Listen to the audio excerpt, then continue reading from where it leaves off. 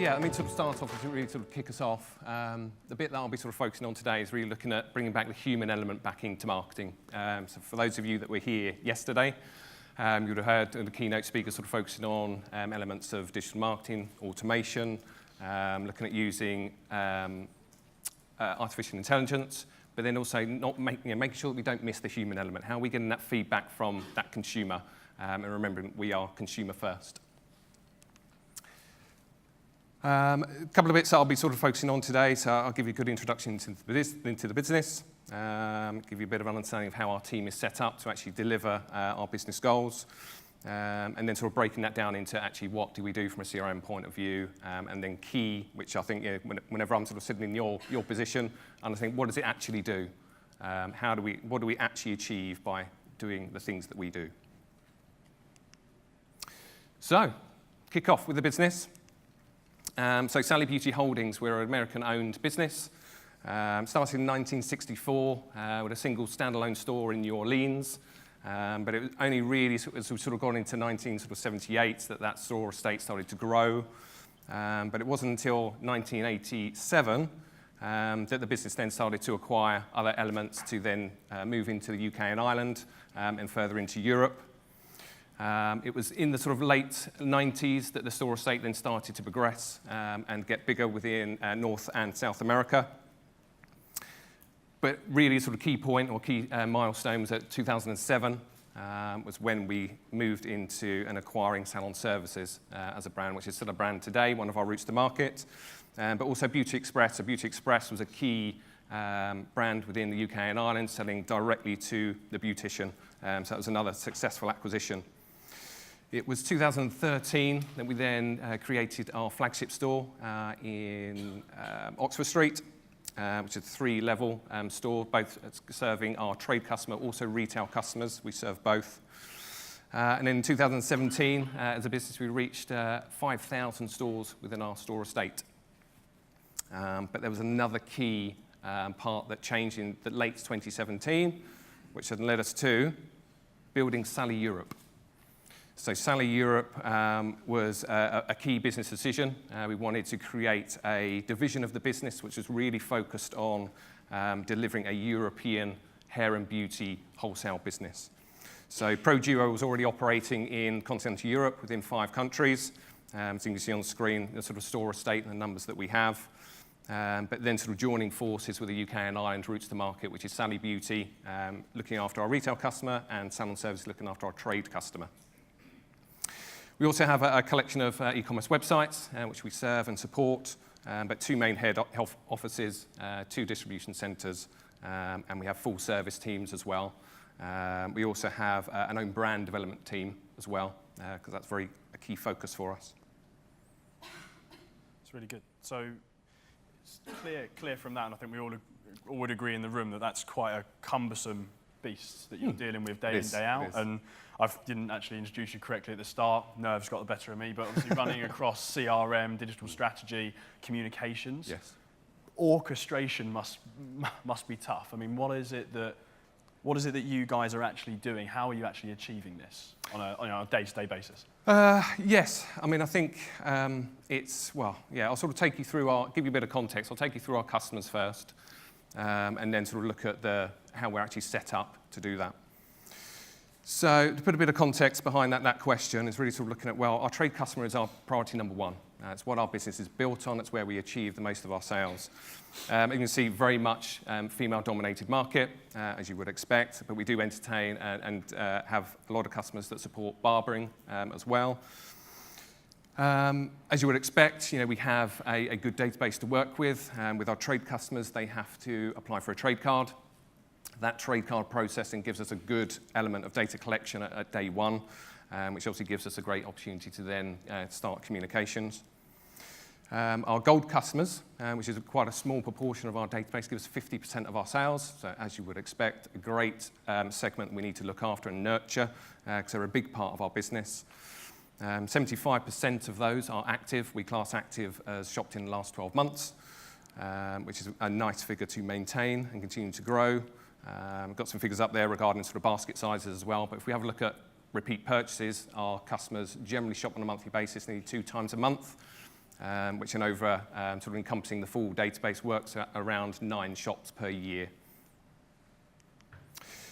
As I mentioned earlier, we look after retail customers as well. So we have, as part of our store estate, some more retail-led stores. Again, very female-dominant market. 93% of our customers on our database are female. A slightly older demographic, actually, as well, so 30 to 50 years old as a main proportion of that database. But the basket sizes are lower. With these customers, they are searching for salon-quality professional products that they can't necessarily find in other stores in the high street. So they come to us to find those exclusive brands, ones that they may have found on blogs and vlogs. But then also within our store teams, majority of them are hairdressers and beauticians. So we can actually provide that expertise in store as well. Which then leads me nicely onto the team, which is back to the question. So yeah, from a team point of view, yes, it can be quite cumbersome. Yeah, we have, I'd probably say quite a lean team, but we have UK and Ireland to look after. There's 5 countries in continental Europe, and the team looks just like this. So as my title suggests, then yes, we have to have those people that are looking after the digital communications in each of those areas. And looking at database and insights, that's obviously a very key part. We have tools that we can utilize to then drill down into that database to really sort of understand how our customers are performing and delivering key results and reports to our stakeholders internally. But we also have a dedicated resource focused on acquisition as well. So that acquisition is based in from a digital point of view, but also in store. So again, sort of going back to those trade customers, how can we get and find those professionals to join our business and join our trade card scheme? But direct mail is another key channel for us, and that's why we put resource behind it. Particularly for our trade customers, we have a trade flyer, which has all the monthly promotions in, and that's been working well for many years and a very key publication for our trade customers. From a channel point of view, I mean, I've touched on some of those already. So yes, we invest across digital and print. Digital, as you probably would expect, has increased when it comes to an investment point of view. But yes, so you can see up on screen that yes, we invest across the majority that probably most people do in the audience today. And yeah, we've recently sort of looked at personalising the website, so utilising products from Emarsys that obviously have within our package to start to personalise that web experience, which we find is key, and we're sort of finding some great results through that already. Tech is obviously quite a key point. I wanted to include this because I think it's always interesting to sort of find out what tools do you need to actually deliver a successful CRM program and deliver communications to those particular 2 customer groups that we have. So as you would expect, we get a lot of our data from EPOS. So a lot of the till systems provide that back into our ERP systems. Because of the sort of merger of the 2 businesses, we have 2 ERP centres, in which case that gains all of that transactional data that we can then utilise within our single customer view database. So we are lucky enough to have one of those, in which case we can get a real good understanding of each and every single customer, what they like, what they don't like, and how they like to interact with us as a brand. As mentioned earlier, we have a collection of e-commerce websites. As email is one of our key channels for communication, then we have a specific tool to look at inbox placement, of which we monitor constantly. So looking at our inbox placement, using that particular tool, we can see that 97% of the emails that we send reach the inbox, which is key. Analysis, what I mentioned earlier as well. So analysis, we have, again, a very specific tool to analyse that data within a single customer view to either provide reports or pieces of analysis for key stakeholders in the business, or really just to understand what the current behaviour is with our customers, whether that be through email engagement or how they're actually transacting and where they're transacting at the time. And lastly, we're going through a proof of concept with a coupon at till technology company at the moment, in which case that's proven to be very successful in the proof of concept stage. So we'll be looking to roll that out as we sort of go into the future. But again, that'll be a key thing that we'll want to integrate with the systems that we have to really utilise the power behind that. It was more around, it wasn't just about the customer experience there, was it? It was more like the future that you were looking at. It would give you more data back than just the coupon, like rather than just the output for the customer, right? Yes, correct. Yes, yeah, it will do, yes. We'll be able to understand, again, at a different channel, how they react. How can we get them to spend that little bit more? How can we get them to come back into store, or potentially transfer channels to then actually transact online if we've recognised that they don't. Because obviously we're talking about like the tech stack here, how you orientated that or built that into your ecosystem. So what arrived you at, that was like the next best thing to look at when you were, when you were really looking at it? Was it looking at the customer, looking at business data? Where did you start? Yeah, I mean, I think it was the next natural step for us because I think it's always been an aspiration of mine to say, well, we obviously work in a very digital environment. I wanted to trying to interact with the customer actually in store and actually to change that experience they have in store as well. So I think that type of technology will help us to do that, but then also provide, apart from pure promotions, that element of surprise and delight, which is important. Yeah, and that's becoming more and more prevalent as we're going through those sort of surprise and delight moments. Yes, definitely. Cool. So as we're looking at, more around the business case, how you're delivering back to the business, really, I guess this is, and what types of campaigns we're looking at. I think we were talking about, when we were talking, we were sitting down with the team, we were talking about the strategy around the friendship marketing program and looking at the campaigns that sit inside there. I found it really interesting. I think moving into that and just expanding outside from the BAU comms and then out from there as well would be good. Yeah, sure, that's fine. I'll start off with business as usual communications. So obviously we have a key amount of communications we need to get through within a particular month, again to our trade customers, but also to our retail customers. And there's a small collection of communications up there, starting from left to right. We have our trade flyers, our key promotions. That's what our trade customers really want to know about.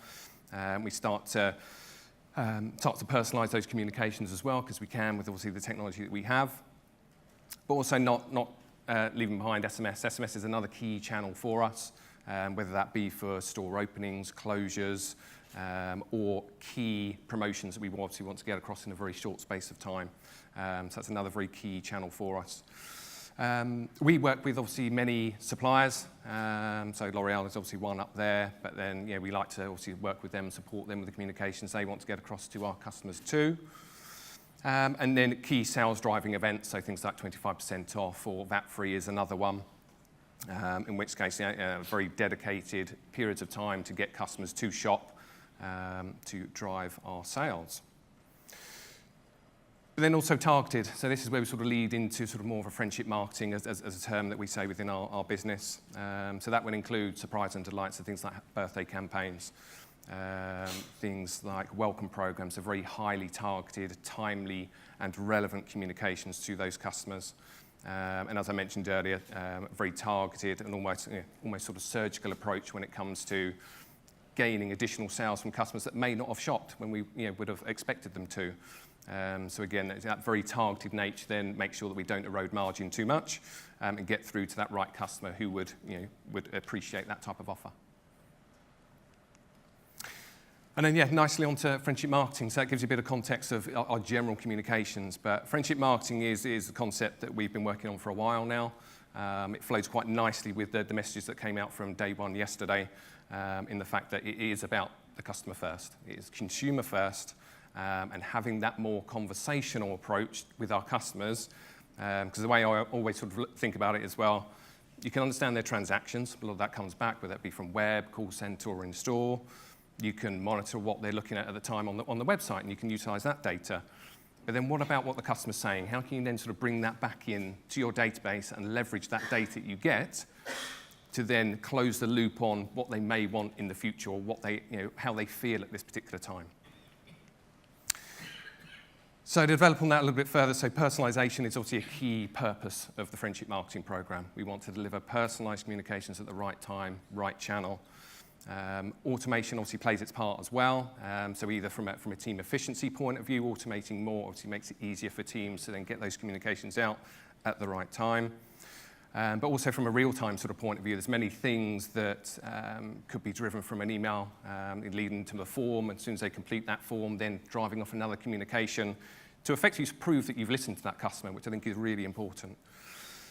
That obviously leads beautifully onto engagement. By doing that, having that more conversational approach and learning more about that customer, showing that your brand really wants to understand who they are as a particular person, they will respond to that.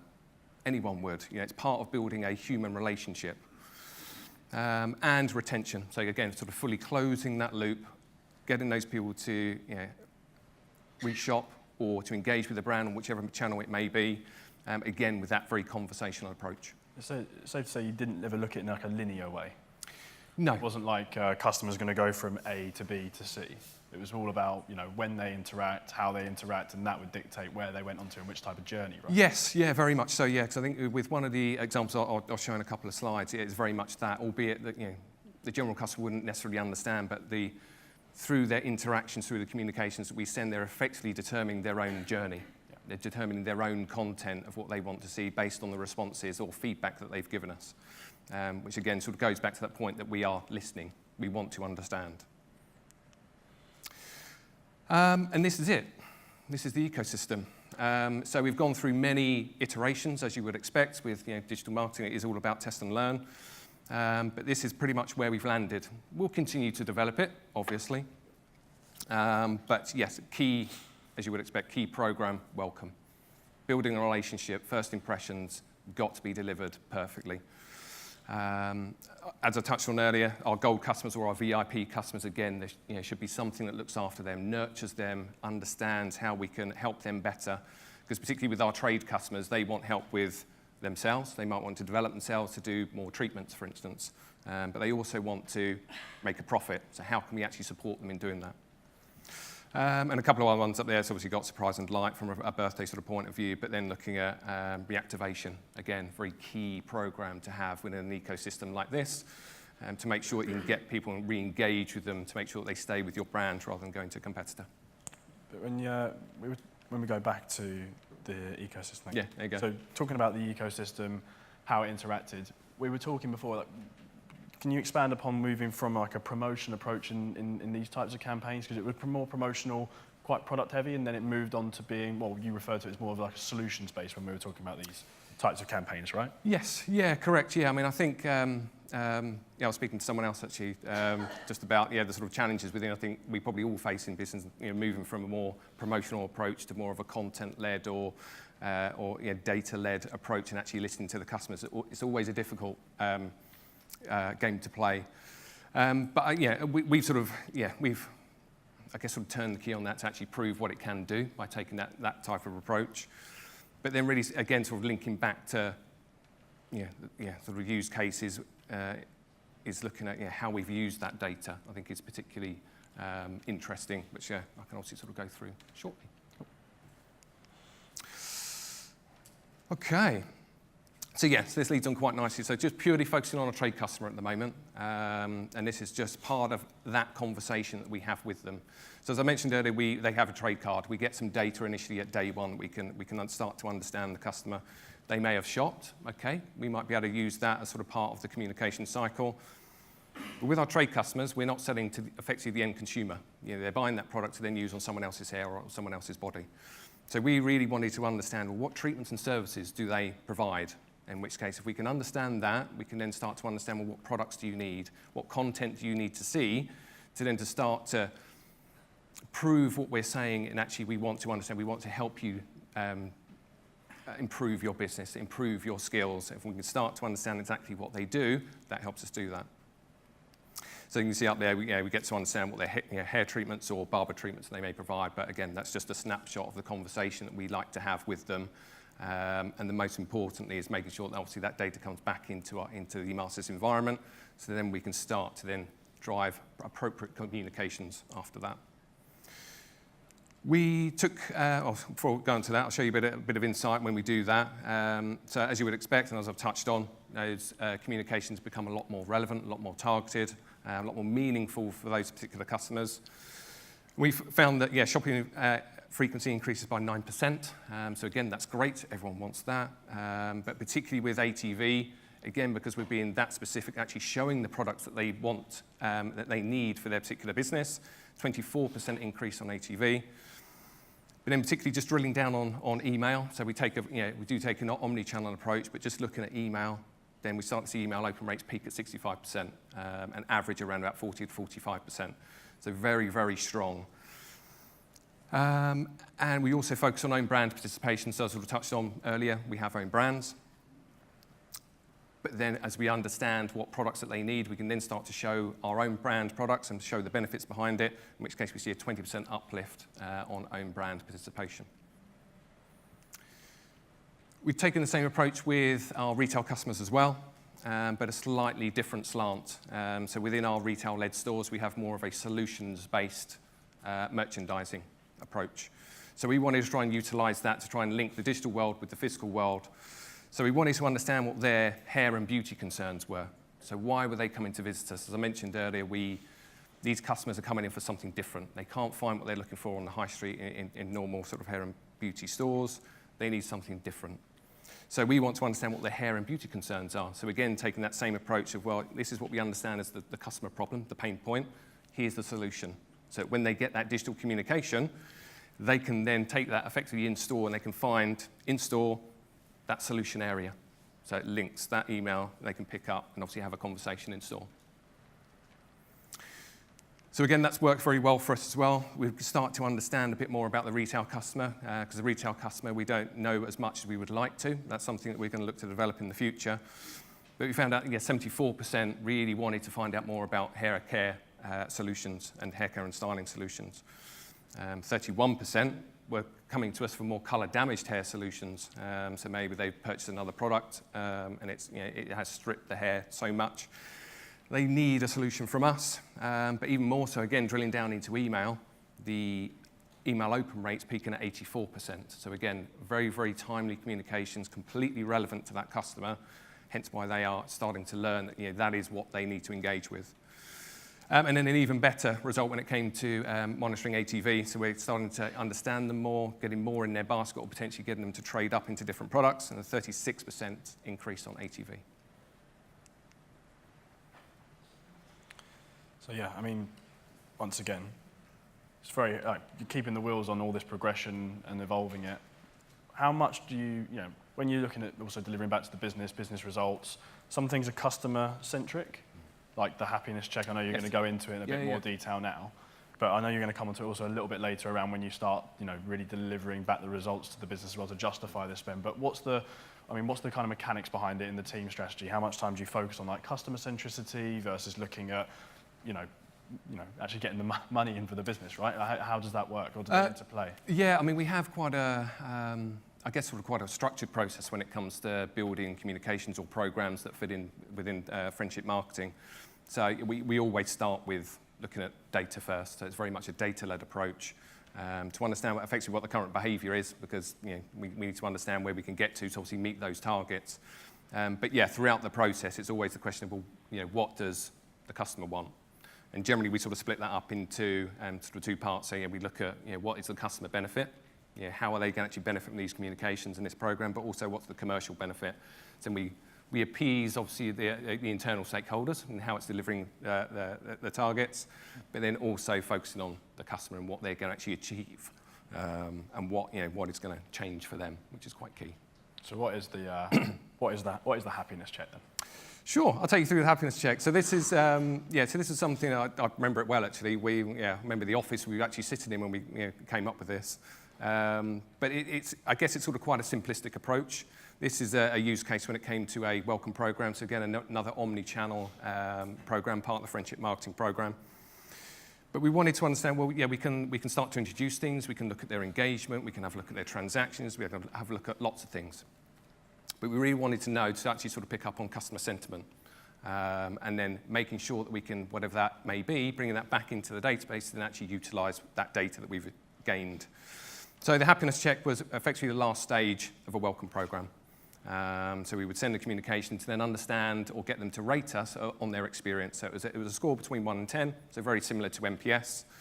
But we really want, as part of that, we wanted to understand, well, why are they scoring us like that as well? So we would ask for additional data as to why, particularly if they scored us low. We really wanted to understand why. So again, quite a simplistic approach. Benefits is, we can get the data back into the database, we can utilize it. But the key part that I feel that is different to what probably a lot of other brands don't do is that we then pulled that data and routed that through to our call center. So if they'd scored us low, we wanted our call center then to do outbound calls to them to actually recover and find out exactly what happened. And that was probably one of the key wins and successes for us in actually doing that. So it was very different, I think, from a lot of brands do when they sort of gain feedback. To bringing that human element back in was very important. Again, just to show you what that can do. So we were quite lucky in the fact that most of our customers were scoring us well. So I classed happy as 9 to 10, which might seem quite aggressive or in the upper scale. But so 69%, great, happy days. But then looking at those ones that scored us 1 to 6, along with that reason of why they scored us that, part of that communication cycle back to the call center, that call center then doing outbound calls. 52% of those customers that scored us 1 to 6 we have retained. They're still with us now and they are still shopping. So just over half, which I think is impressive. It's huge. It's almost safety net in the customer life cycle, right? It is, and I think probably those customers that we've retained, they're probably our biggest promoters probably in the business, in the fact that yes, they may have had might not have met their expectations in day one, but actually now we've turned it around and proved to them that we are the business they should be dealing with. So from customers that maybe had a negative experience by investing, obviously the data strategy, going to call center, actually then you end up having promoters out the back of it. Yes, 100%. 100%. And I think if businesses have that that resource to utilize a call center, then why not? It's quite easy to pull that data through and bring that that human element. I think we've all been all had a bad experience, but I think bringing that human element back in is quite key. Another digital communication isn't going to suit that customer.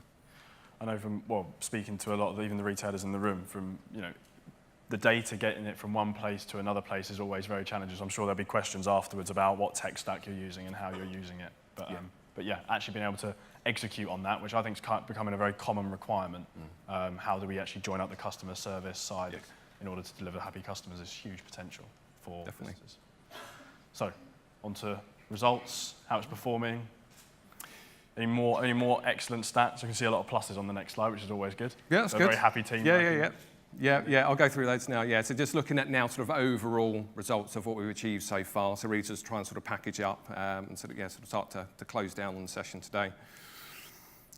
So overall impact of looking at more of a conversational approach, so utilising that friendship marketing program, having those conversations, asking customers for feedback, but then, or more importantly, utilising that within the communications and the learnings.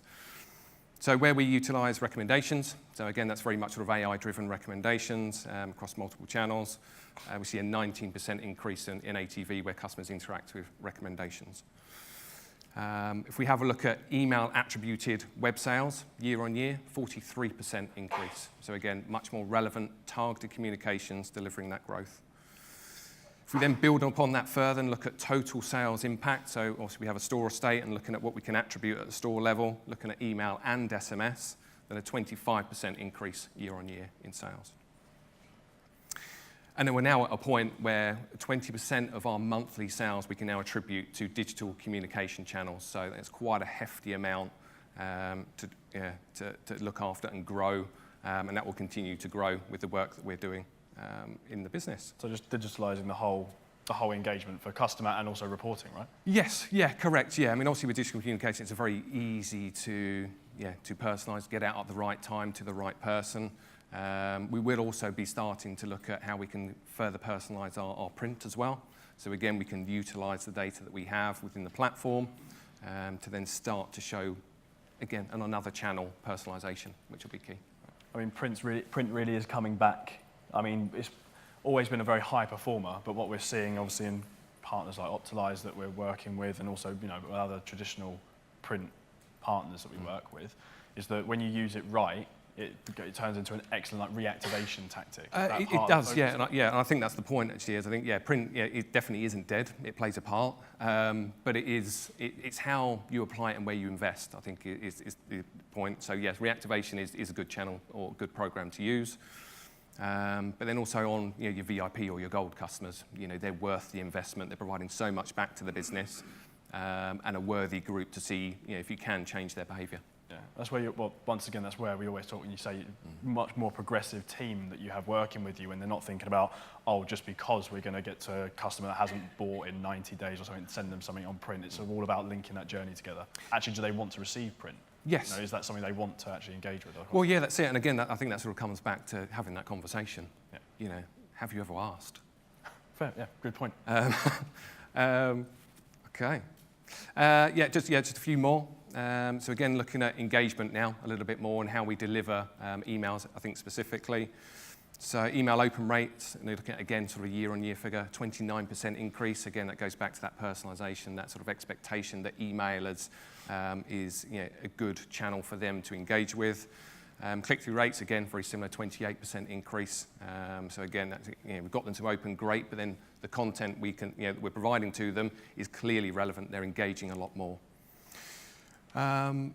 But then more important is, I sort of touched on earlier, is automation. So automation helps from a real-time nature back to the customer to provide that communication to them at the right time, but also team efficiency. So we've got to 89% of email sales that are attributed, sort of part to automation, through to delivered by 75% of email deliveries come from automation. So there's very, very little that we have to sort of send out manually, which is great.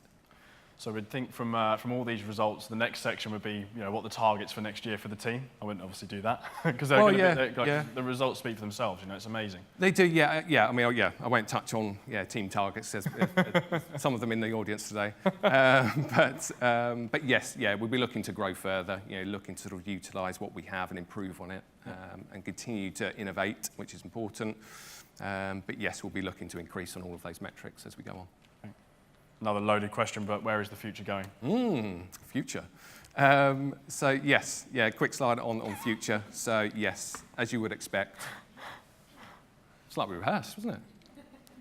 It's amazing how quick these questions are pouring through. I know, it's great.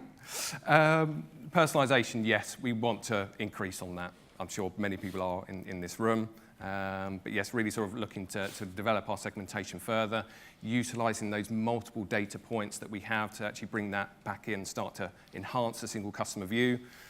And obviously not forgetting, as what sort of links into friendship marketing, that conversation, and bringing that more human relationship back into a very much digital world and actually asking those questions, building that relationship with each of your customers. Friendship marketing, yes, touched on. We're going to develop that further. We're going to continue to iterate and learn from the friendship marketing ecosystem, and how those programs sort of interact with each other and how the customers respond. Content, that's always a challenge. I think I've mentioned before, sort of outside the rooms, the further you get down to personalization, AI, is that where's the content coming from? So we need great content that can be pulled from either systems or it's hand curated. But also channels. So we're going to continue to look at other channels that we can engage with our customers on. So the key one, as I sort of touched on earlier, that's going through proof of concept is coupon at till. That's another great channel we can start to utilise, and it's looking very successful so far. So our next steps will be to then roll that out through our UK and Ireland store estate, and then go through the same process over in continental Europe, and then starting to link all of that data back into the Emarsys platform. So we can then start to very much drip feed these communications through to those right people. And just on, I remember it's 3 years ago now, going through the process with you guys and looking at quite an ad hoc strategy that you had, and then looking at moving to more automation. I mean, how many more areas are you now looking to automate? I mean, that was like it was always automate everything was pretty much what you wanted to get to. It is, and it's still a couple of words within the business is think automate first. Yeah.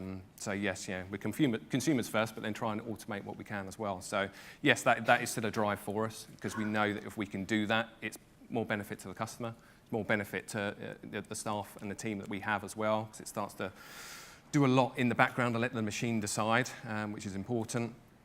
So yeah, it's still a focus for us. It still will be for a while, I would say. But yeah, channels is another one that we'll put focus on. Amazing. Awesome. Guys, I think that the content Scott's produced deserves a round of applause. Can we ever give him a clap?